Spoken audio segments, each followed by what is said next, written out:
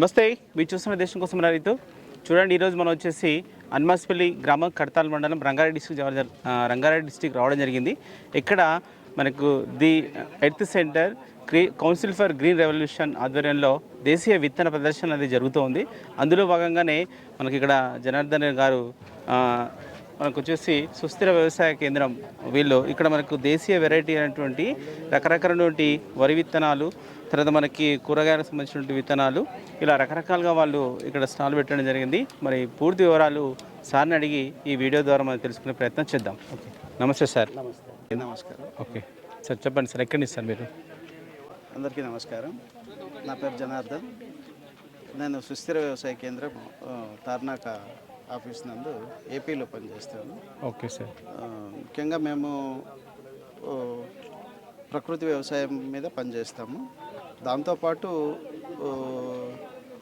ముఖ్యంగా విషరహిత ఆహారాన్ని అందించాలనేటటువంటి ఉద్దేశంతో మేము రసాయన ఎరువులు, పురుగు మందులు వాడకుండా చేయడం జరుగుతుంది.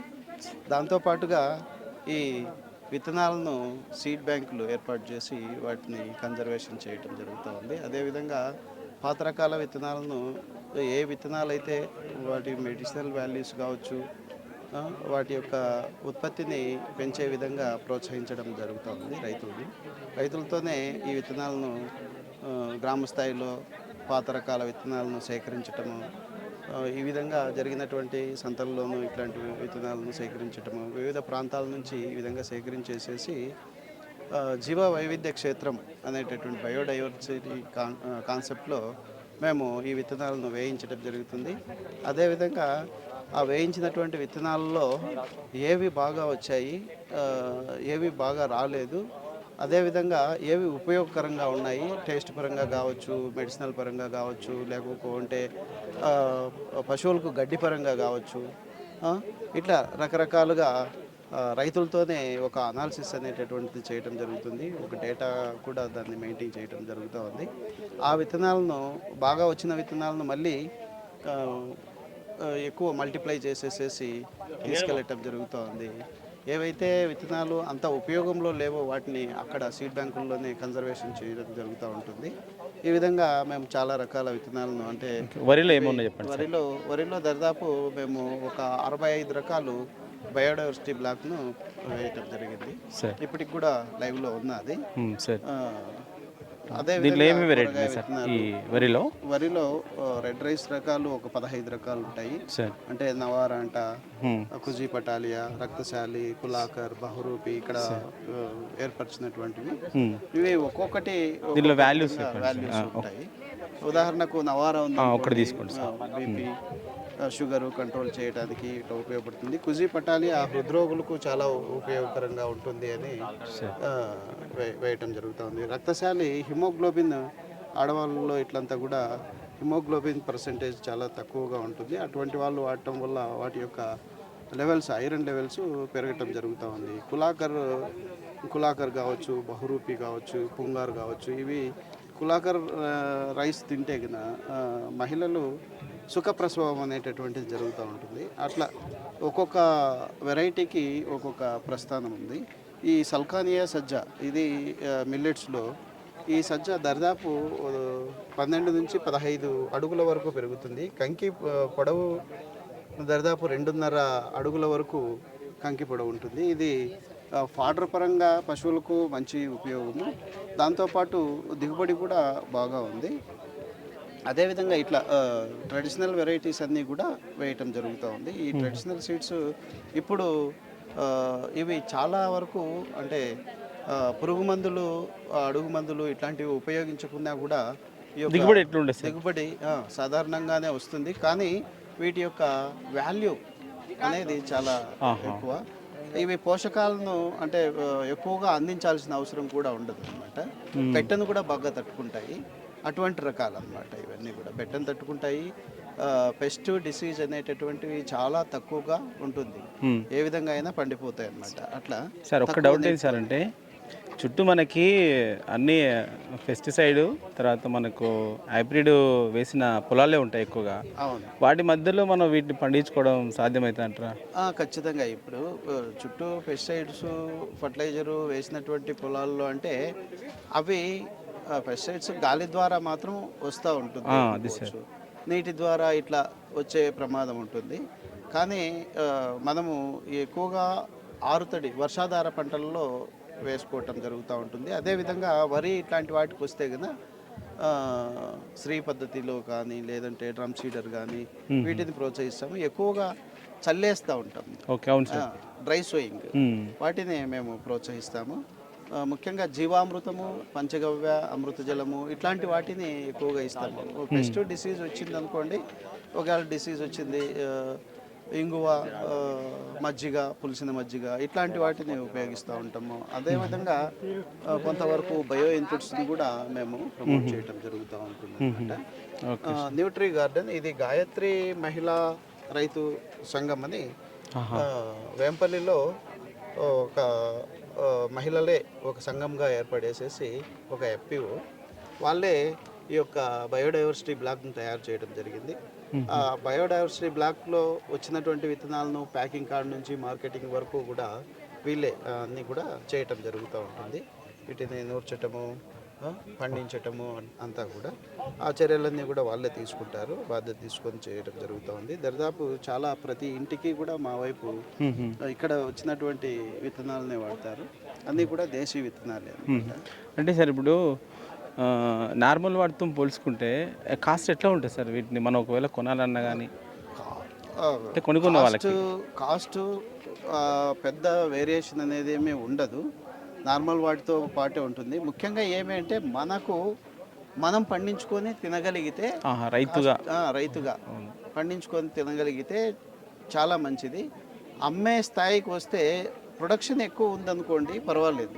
అంటే ఇది ఎందుకు హైబ్రిడ్ రకాలకు వీటి వైపు వెళ్ళిపోతున్నారు అంటే అది 40 బస్తాలు వస్తుంది, ఇది 20 బస్తాలు వస్తుంది, 20-30 బస్తాలు వస్తుంది. వేరియేషన్ చూస్తూ ఉంటారు కానీ పెట్టుబడిని గ్రహించటం లేదు.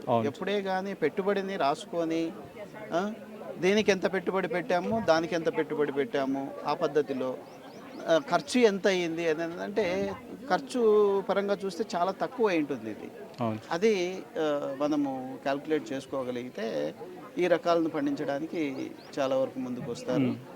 ఇప్పుడు చేస్తున్నటువంటి రైతులైతే కొనేటప్పుడు విత్తనము మేము 100 రూపాయలతో కొన్నాం కదా, అమ్మేది ఆ 100 రూపాయలతోనే అమ్మాలి అనుకుంటే కుదరకపోవచ్చు. మళ్ళీ బియ్యాన్ని ఇట్లయితే దాని వాల్యూస్ తెలిసిన వాళ్ళు వేసుకోవాలి. ప్రతి ఒక్కరూ కూడా ఈ యొక్క ఆకుకూరలైనా కావచ్చు, కూరగాయలు కావచ్చు, ఇంటి మందానికి పండించుకోగలిగి తినగలిగితే చాలా వరకు హాస్పిటల్ ఖర్చులు అనేటటువంటివి తగ్గే పరిస్థితి ఉందన్నమాట. అంటే ఇప్పుడు వచ్చేటటువంటి కూరగాయలు చాలా వరకు ఏం జరుగుతూ ఉంది, ఈరోజు స్ప్రే చేస్తారు, సాయంత్రానికి వాటిని తెంచేస్తారు, మరుసటి రోజుకంతా మార్కెట్కి వస్తాయి, ఆ మరుసటి రోజుకంతా మన ఫుడ్ ప్లేట్లోకి వచ్చేస్తున్నాయి.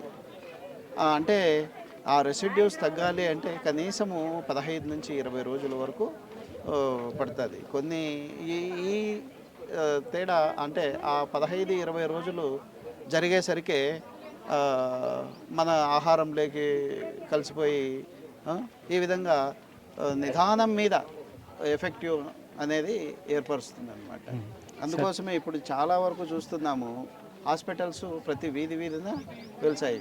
పోయిన కాలంలో, గత కాలంలో సంవత్సరాల్లో ఒక 47 ముందు అంతా కూడా ఈ పరిస్థితి లేదు. ఎప్పుడైతే స్వామినాథన్ వచ్చేసేసి ఈ యొక్క ఫుడ్ అనేది ఏర్పడిందో, వాటిని ఎక్కువ దిగుబడి వంగడాలను మనము ప్రవేశపెట్టేసేసి ఈ విధంగా చేయటం వల్ల పొలము అంటే భూమి చాలా వరకు ఆర్గానిక్ మ్యాటర్ తగ్గిపోయింది. దాంట్లో ఉండాల్సినటువంటి సూక్ష్మజీవులు చాలా వరకు లేకపోకుండా పోయింది. భూమి ఇప్పుడు ఎట్లా సిమెంట్ లాగా మారిపోయిందంటే మనం నడుస్తుంటే కూడా చాలా వరకు దాంట్లో జీవం అనేది తగ్గిపోయింది. జీవరాశులు ఉన్నటువంటి జీవరాశులు అంటే ఇప్పుడు భూమి ఆ విధంగా మారిపోయింది మనకు. అంటే దాన్ని ఏం చేసి మనం సేంద్రియ భూమిగా మనం మార్చుకోవచ్చు. దాంట్లోకి మనము ప్రత్యేకంగా ఏమీ చేయాల్సిన అవసరం లేదు. మనము వేసే రసాయనాలను తగ్గించుకోవాలి. వాటిని ఆ, వేయకుండా ఉంటే అక్కడ ఉన్నటువంటి సూక్ష్మజీవులైనా కొంతవరకు డెవలప్ అవుతూ వస్తాయి. ఎప్పుడైతే మనం రసాయనాలను స్ప్రేయింగ్ కావచ్చు లేదా భూమిలో వేసేటటువంటివి కావచ్చు చేయటం వల్ల వాటి సంఖ్య అనేది చాలా వరకు పడిపోతూ వస్తుంది. అప్పుడు అక్కడ చర్య అనేది ఏమి జరగదు. అవును సార్.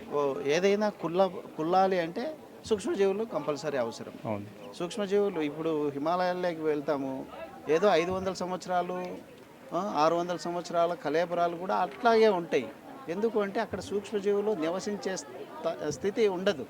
ఆ టెంపరేచర్ కావచ్చు ఇవన్నీ కూడా. కానీ మనకు అట్లా లేదు. 3 పంటలు పండించుకునేటటువంటి క్లైమేట్ ఇక్కడ ఉంది. మనంతకు మనము ఈ యొక్క పర్యావరణాన్ని కావచ్చు భూమిని కావచ్చు మనము పాడు చేసుకునే పరిస్థితి ఏర్పడింది.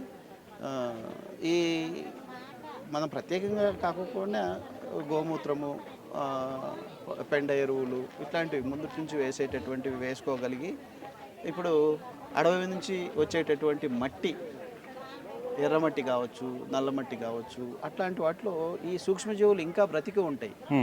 అంటే ఎక్కడ స్ప్రేయింగ్ జరగనటువంటివి అటువంటి మట్టిని తీసుకొని వచ్చి కొంతవరకు మన పొలంలో చల్లుకోగలిగితే ఇంకా నుంచి రసాయనాలు అనేటువంటివి వేయకుండా నవధాన్యాలు ఇట్లాంటివి వేసుకొని కలయి దున్నుకోవటము ఇట్లాంటివి చేస్తే ఒక 3-4 సంవత్సరాలకు లేదా ఒక 5-6 సంవత్సరాలకు మన యొక్క భూమిలో ఆ సూక్ష్మజీవులు అనేటటువంటి పెరిగి మంచి పంటలు కూడా వచ్చే ఆస్కారం ఉంది. సార్ ఒక్క నిమిషం సార్.